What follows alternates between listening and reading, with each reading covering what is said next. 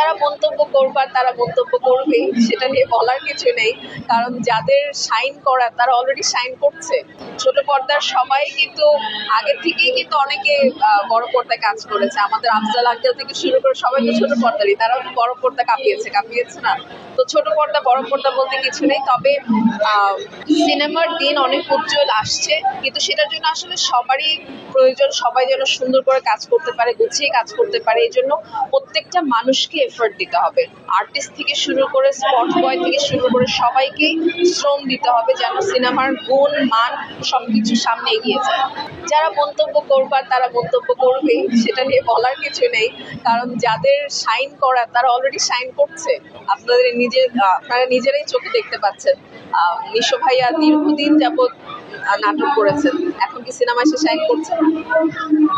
সবাই তো করছে, সাবিনা, ফারিদ, সবাই তো করছে। ভালো করবে, আরো ভালো করবে। সবকিছু আসলে একটা প্র্যাকটিস, সিনেমাও একটা প্র্যাকটিস। তারা আজকে একটা সিনেমা করেছে, 2টা করবে, 3টা করবে, 4 নম্বরে যে আরো বেটার করবে।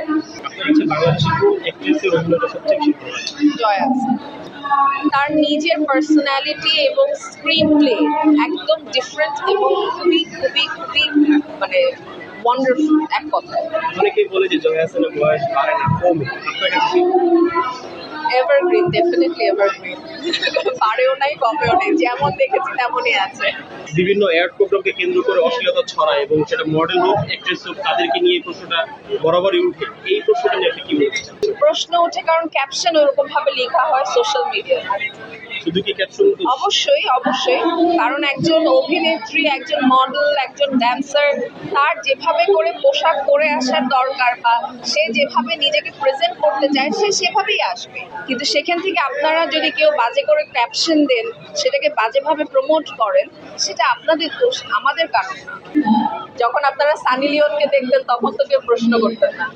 তাহলে বাংলাদেশে যদি কেউ একটু খোলামেলা পোশাক পরে তাতে সমস্যা কোথায়? কারণ সে তো আর সে একজন মডেল। ডেফিনেটলি আপনি যাদের কথা বলবেন আপনি তাদের মডেলদের কথাই বলছেন।